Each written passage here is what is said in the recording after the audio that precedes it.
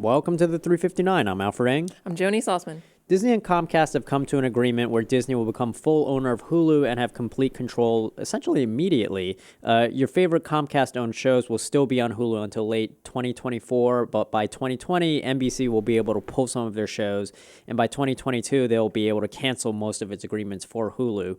Joan, how big is this?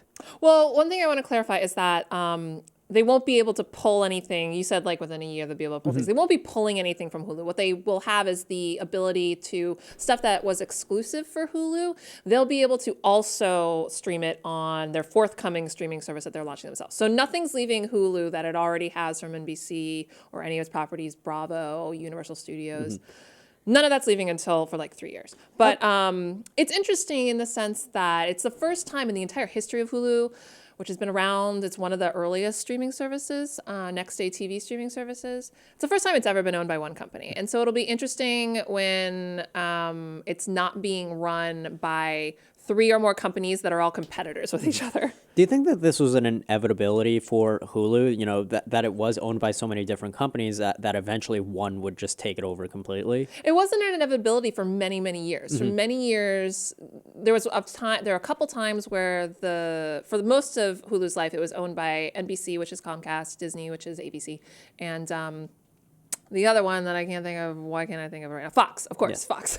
So is this a good time to get a Hulu membership now, or do you think people should be holding out? You know, there's got Disney Plus coming out soon. NBC's having their own streaming service. I mean, does it make sense to even get Hulu now?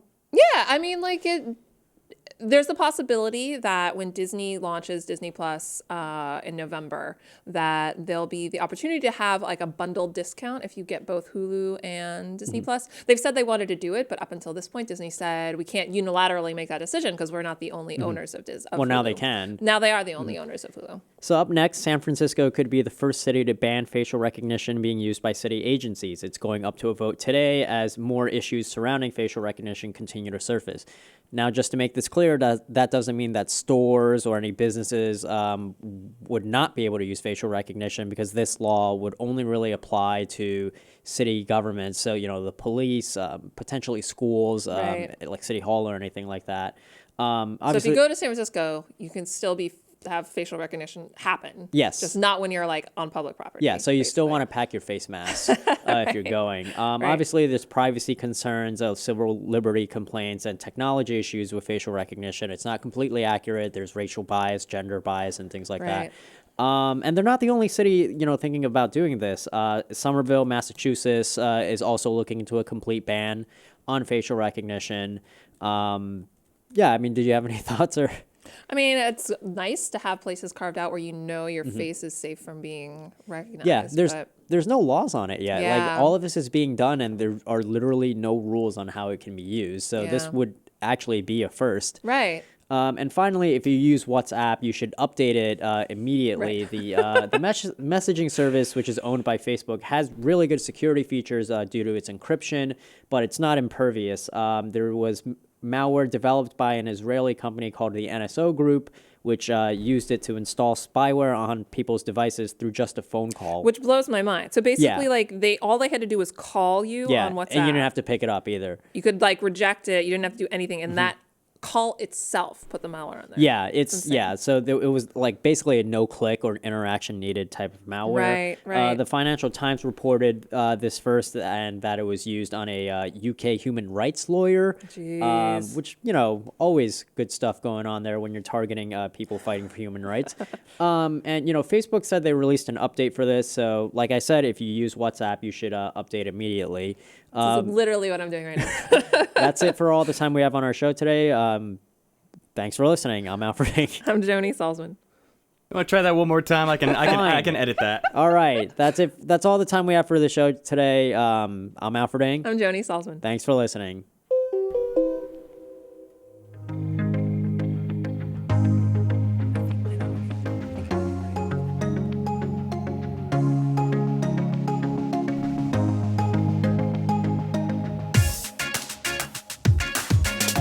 It's okay, Alfred. I had a bit of a rough dismount on the intro myself, so I guess we're just off our A game today. Anyways, thanks everybody for joining us. Now's the time when we extend the post show, which is like 5 times as long as the regular show, so we can take questions and comments for those new in the chat. If you want to subscribe to the official show, there are links in the description below so you can take the audio podcast in your pocket on the go. Before we get to that, though, we want to wish a very happy birthday to our loyal friend Chris Mann, who has been with us for a very, very long time over in the UK. Good evening, sir. And just FYI, you do share a birthday with one George Lucas, so you can brag about that to your friends.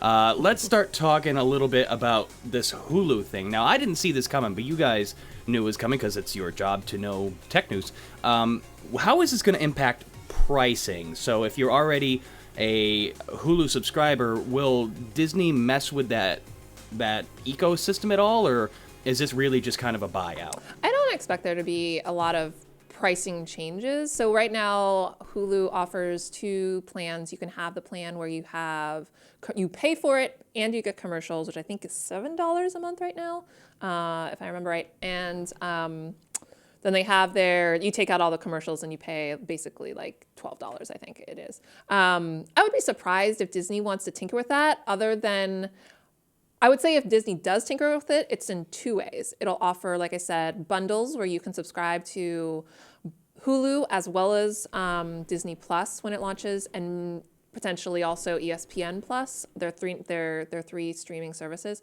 Some sort of bundle that gives you a discount if you subscribe to multiple. That's one way that I would expect pricing to change. The other way is if they do change pricing, I would imagine that they're going to bring it down, if anything.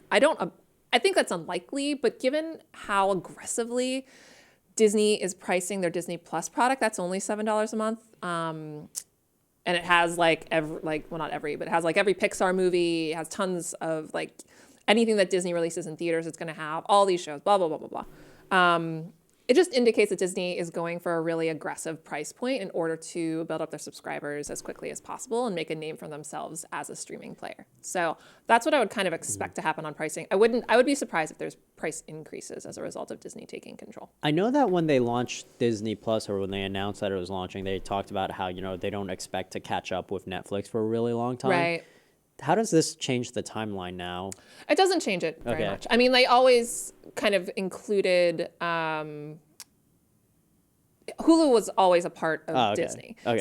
And in addition to that, Hulu has 28 million subscribers now, compared to Netflix having like 150 million subscribers. Mm-hmm. Hulu also is only in the US. Netflix is global.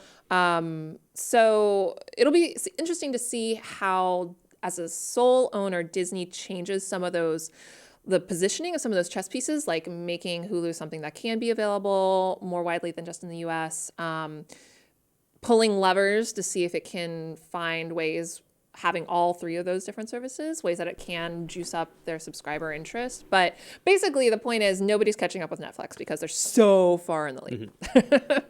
This is a significant leap for them, though. I mean, that's going to be a huge chunk of the market, even though it won't ultimately usurp them. But I'm very interested in this just as a consumer, because I noticed that Hulu had announced a couple more Marvel series forthcoming, which surprised me because I thought that Disney was working on their Disney Plus and assumed that everything was going to aggregate there that could possibly be part of their catalog. But now it looks like they're trying to diversify their portfolio a little bit. Do we think we're going to see Hulu as more of the owned by Disney but not Disney branded kind of content, the Star Wars, the Simpsons, the Marvel, etc., and then like Disney Plus proper will see more kid-friendly type programming? So we know that Disney Plus itself is going to have the lion's share. It's going to have eventually, once licensing weirdness kind of figures itself out, you can kind of count on Disney Plus to be the place to find almost all your Marvel,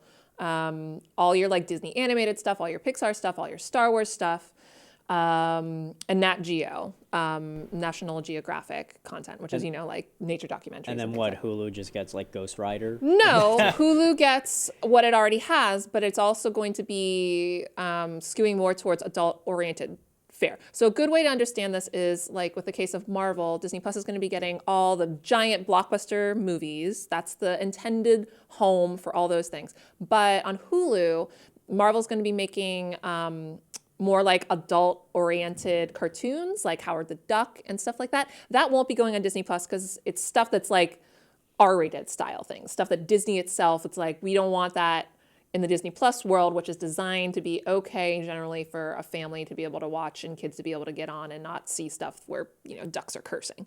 I know those damn ducks. Those damn cursing ducks. So the damn cursing ducks are going to be on Hulu versus on Disney Plus. So it may actually be kind of confusing to people, to consumers and viewers, like, where am I actually going to get what I want? But the general idea is that all those big Disney brands that you know of, most of what you're thinking of is going to be on Disney Plus, whereas Hulu's going to be like where FX stuff goes, the kind of edgier things. Deadpool, now that they own Fox. So could all the shows that Netflix canceled like find a new life on Hulu, like Punisher and all that, right, or is that Netflix property? I'm really glad you brought that up, Alfred. Sorry to cut you off, Joan, because there are many people in the chat asking the exact same thing. Yeah, okay. So because these are deals that are opaque and we don't know the exact terms of them, we don't know for sure. But what has been reported and is widely believed to be the case is that those Netflix shows, there were 4 of them, 4 Marvel Netflix partnership shows, all of which at this point have been canceled. They cannot, those characters in that sort of iteration of them, those actors, the storylines that they already developed on those programs, they can't be revitalized for at least a year after the cancellation of the show, I think. Or it's either a year after the cancellation or a year after. There's a window of time where it's like, you can't do anything with us, even though we're not making it. It's still kind of ours at Netflix. So it's not, I think if my timing, and I have a story online, it's a Disney Plus explainer on CNET.com you guys can go to, because that's where the details that we do know are. And I'm off the top of my head, I believe that the very earliest that Disney Plus could revive those shows is at the beginning of next year for the one that was canceled first. Was that Iron Fist? Which I think was Iron Fist, but I'm not exactly sure. It should have been. Just leave it dead. Don't bring that show back. That was a bad You show. could show up in more Defenders, but yeah, a lot of people. It had definitely a following and a fandom. They all do, for sure. Jessica Jones was best though, and she's back soon, right? What's I think that? the final season for Jessica Jones is coming like this month. I think so, but next. it's the final season. I can't remember exactly if and when it's coming out. I mean, I know if there is going to be another season for Jessica Jones, but that's going to be the end of that one. So yeah, bottom line on that is that they can't be revived at Disney Plus, at least for a period of time. But Kevin Mayer, the executive at Disney who basically oversees all the streaming stuff, he has said that he's open to the idea. So there's kind of a glimmer of hope for those who are fans of those programs. The good news is they have a storyline excuse for it. They can just say that they all got snapped from the Avengers movies, and that's why they were gone for so long. Right? I don't know. That's actually pretty sharp, Alfred. It's pretty good. Okay, so let's talk a little bit about bundles. How does this impact somebody who's got the Hulu Spotify bundle already? It shouldn't affect that at all. Yeah, I don't think Disney has a bad relationship with Spotify. No, I don't think that affects that deal in any way. Like, we have no confirmation though. There's no risk of them possibly killing that. I mean, you said they're looking to expand on bundle opportunities, both right? Hulu and Spotify really like that deal, and it's called the Millennial Special. Hell, I really like that right. deal. Both those companies really like that deal. And keep in mind, it's not like Disney's coming into Hulu after not having any track record with it. Disney was a part of cobbling together that deal and introducing that deal to begin with. So I would be very surprised if there's any sort of wholesale changes in pricing or bundles or deals that have already existed, because Disney was on board with all the deals that they already had to begin with. So I wouldn't see any sort of threat to the really juicy, lucrative, low-priced Hulu Spotify offer. That they don't offer if you're on a Spotify family membership, so I can't get it. Sorry for those folks, but yeah. Do we think while they move in this direction, we'll see even more possible bundle subscription deals and partners trying to pop up? It might be. I mean, I think that the best indicator of whether or not they're interested in that is how aggressive Disney wants to be in getting lots and lots and lots and lots and lots of subscribers quickly. Because that's the best way to do it, is to price aggressively or to bundle. Like Spotify's a great example. Bundle things that are really great partnerships together. A music subscription and a video subscription work really well together. If you give it, like, you're basically getting one for free. But in terms of other bundles, I mean, we know that they want to have bundles between Hulu, Disney Plus, and ESPN Plus. That's the only streaming services that Disney has full control over. So any other bundles that they do would have to be in partnership with other companies. I wouldn't expect there to be a Netflix bundle with anything to do with Hulu or Disney Plus, because they don't play that game. But other than that, who knows? All right, we got a few minutes left. We'll take some more questions. I like that people are sounding off in the chat about their wish lists for new Marvel type shows. Right now, it's pretty much all Marvel to come to Hulu. Moon Knight, Blade, starring John Boyega. That's a great suggestion. I would love to see that. Go ahead and keep sounding off. I want to see where we go with this. In the meantime, though, Drew Nielsen asks, why maintain two separate services, Hulu and Disney Plus, when they could simply have one service and have content filters? That's a really good question. Yeah, there's definitely a camp that you're part of a vocal camp. There are some analysts that have already said exactly what you're saying. Just make it simple. Like, if you're trying to be a little bit like Netflix, like, then do it. Go all in. Put it all in one place so it's simple for people. I think that there's financial reasons why, like, you can figure out ways to make more money if you have them separate. There's the key. Yeah, there's that. But I also think ultimately Disney's like like 120 plus year old company, something like that. They've been around forever, and they've built up this reputation where Disney means family. And I think that that's something that they're not going to jeopardize in any way, even if it does mean, for good or ill, even if it does mean more simplicity for consumers by having everything in one place. It's something they built up over generations, and I don't think they're going to put that at risk by having things like Deadpool or Cursing Ducks in the same place that their family-friendly content resides. Wouldn't Hulu be a more fitting place for all their shows that they have on ABC? Like Grey's Anatomy and all that stuff? Like, that's not going on Disney Plus, is it? It's not clear. Okay. Library content of things like Grey's Anatomy is probably going to stay on Hulu, just because I think it makes sense to kind of have Hulu stay in its lane. It's always been a TV shows. Yeah, it's always been a next day TV place. They're definitely going to have television programming on Disney Plus. That's something that Disney hasn't really clarified yet about what they want to do with, like, that really high quality, like, wanted, like, are they really going to put Scandal on Disney Plus, though? Like, if you're talking about, they might. I don't know. They just haven't clarified yet. It does make a lot of sense to keep those on Hulu, because that's what Hulu's always been known for, is having, like, next day TV and, like, stacking libraries of episodes from television. So yeah, but it's possible they could.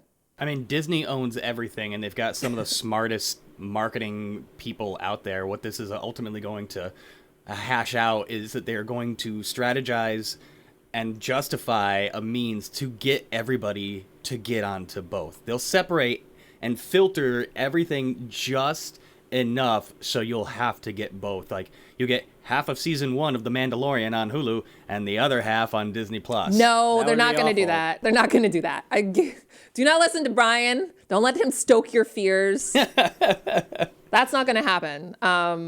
But yeah, I think that, they have a balancing act to do in terms of simplicity for user. But you could also make the argument that putting it all in one place and relying on parental controls, like, that's really complicated. Like, parents don't want to have to do that, like, figure out age gating within an app. Also, like, kids are really smart, and, like, it's really easy to get around stuff like that. That's true. And I think that if they did separate it content, like, they're not going to go extremely that much and putting one half of a season on one platform and one half on the other. But I'm pretty sure if they did do something like that, people wouldn't buy 2 accounts. They would just make friends with somebody that has it and share like their account details. And I think it would also probably stoke piracy too. They're not going to do anything where they, like, strong arm you into both services, because you'll not get to know the end of the cliffhanger from the mid-season whatever.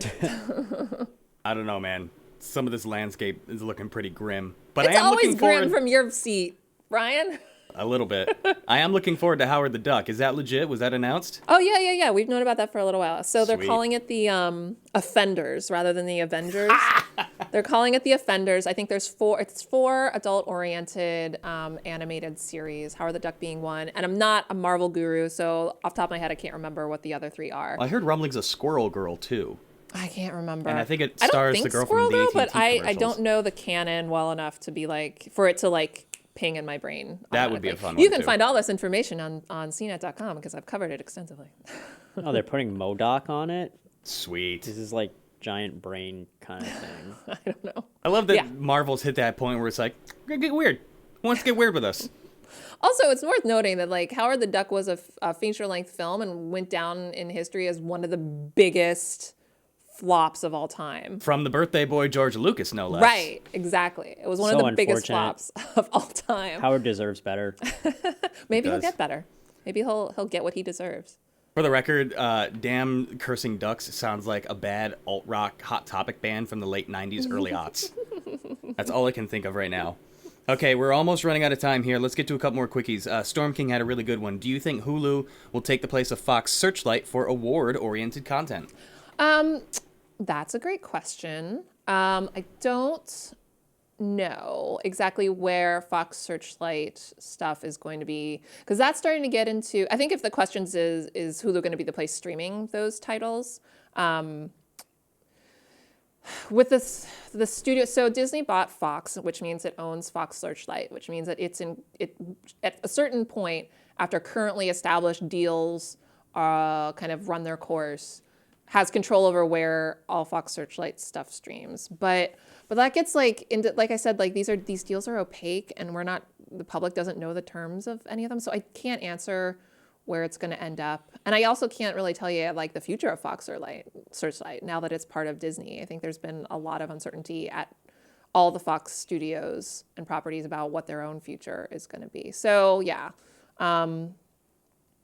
that's a big question mark for sure. Oh, we'll certainly learn more about that in weeks and months to come. When does that merger officially take place? Is it For Hulu? Yeah. So it's really complicated. Why are we waiting for all the As all mergers are. Actually, this one's even more complicated Okay. than normal. There's a lot of franchises on the line. Yeah, so for Hulu and Disney and Comcast, it's this complicated system that's going to take place over several years. But basically, what you need to know is that the actual transfer of the stake is going to take a really long time and be complicated and really hard to understand. But operationally, Disney has taken over Hulu operationally immediately. So like for all intents and purposes, Disney owns Hulu as of today.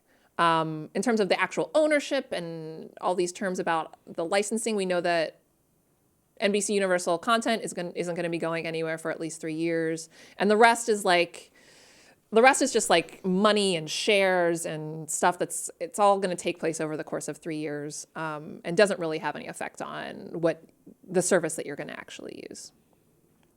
Business. Before we move on, Commander Trium says, did I hear something about an additional Star Wars trilogy? And if so, is this target for stream content or other Disney media? I heard that there's going to be another trilogy, but it's definitely not going to be the Skywalker saga. That's all I've heard so far. I heard that there's going to be 3 more movies from what Disney has said. We're talking about after the end of this trilogy, what the slate is for. I mean, they're just going to make more Star Wars movies. Oh, they're going to make tons more. Yeah. But we know that there's 3 unspecified Star Wars things on the slate on the Disney motion picture slate. And I think the company has made a point not to use words like trilogy for those 3 films, just because they're playing coy. But that's what I know of. I hope it's a Fast and the Furious spinoff. The greatest crossover event in history. Yeah, if they made like a Star Wars version of Fast and the Furious where they're like racing and stuff, that'd be amazing. I would watch that immediately. Did you not see the pod racing scene from episode 1? No. That's not what I'm talking about, man. That's what it would be. Get a bunch of street racers. Space racers. Yeah, who I guess have to stop a guy from selling DVD players that he stole. That was the plot of the first Fast and Furious movie. It was great. And now they changed it to something completely different. But yeah, do that. That's my prediction. I bet you're going to get a job offer like by the end of the day. Space racers in Star Wars racing. That's what it's going to be. All right, real quick, we should probably touch on the facial recognition just a little bit. So that's going to... so we're seeing that happen in San Francisco. Do we know any other markets where that could possibly be in consideration for? Yeah, so they have been talking about it happening in Oakland, California as well, and in Somerville, Massachusetts. Unfortunately, there is no federal legislation on it yet. I know that there was one proposed last month, but other than that, it hasn't really moved anywhere. Today is like the closest that we've gone to a vote so far. Yeah. And the ban, that really only applies to, like, municipalities, right? Yeah. You said private stuff. So we saw, Delta Airlines and a couple other airlines are starting to work that into their check-in process. So that has no impact on that, right? That's a little bit different, and I'm not sure how that works because it's at the airport and it's, run by the FAA. But, so it wouldn't really factor in, not FAA, sorry, TSA and, Customs and Border Patrol, so Homeland Security. That's a federal agency, so that the ban would not affect it. And also, yeah, you're right. This is a business doing it at the airport. So this law, even if it went into effect, this is more about city agencies. So, the police aren't going to be able to use facial recognition, which they do use, essentially everywhere else. Right. We had a story about how facial recognition was used in in Oregon. It was in Washington County, Oregon, where they used it for really petty crimes, like people jaywalking and shoplifting $12 worth of stuff. So creepy. In Florida, the police used facial recognition to prosecute a guy who was only selling about $50 worth of drugs. Yeah. So yeah, there is definitely a lot of issues that comes to police using facial recognition. Not to mention the fact that there's no law on what the accuracy rate has to be, which there are mistakes when it comes to facial recognition. So there's a lot of push behind this ordinance and this vote going through in San Francisco today. Be interesting to see where that goes from here. I know a lot of people are really nervous about it and what impact it could have on their day-to-day lives. It's just it's creepy being watched all the time, says the people with 10 cameras in a room live streaming to the internet. Yeah, there's that. We choose this life though. There are people that are being watched as they're walking, and now facial recognition knows that it's them. Right. And remembers oh, you come here every day, I know you now. And it's that's a lot of people have problems with that. Life Improvement says, I'll just walk around with my glasses filled with bright infrared light so the eyes can't pick up the cameras blocking my face. If you kickstart that, I'm in. You also want to get something to cover your nose. That's usually how facial recognition works. It's several points around your face. The eyes being a big part of it, but the nose and then around your jawline. Right. Or just habitual plastic surgery. Yeah, I Every also have a couple ski months. mask at my desk now. So That's for other weekend projects. We're out of time. Don't forget, everybody, make sure you patch your WhatsApp. We got a story in the link below that'll kind of walk you through that. Thanks for that little PSA, by the way, guys. That was a good one to cover. And we are out of time. So thanks, everybody, for joining us. Who wants to take us out here today? I'm going to try to do it. I don't have the teleprompter up. We don't have our cheat sheet. All right. So if you liked what you heard here, check us out on CNET. Our podcast is also available on iTunes, TuneIn, Stitcher, FeedBurner, Google Play Music, Google Podcasts, the Amazon Echo, of course, CNET.com. The prompter never came up, and I just said that all off the top of my head. Thanks for watching. Nice work. See you, folks. See you tomorrow.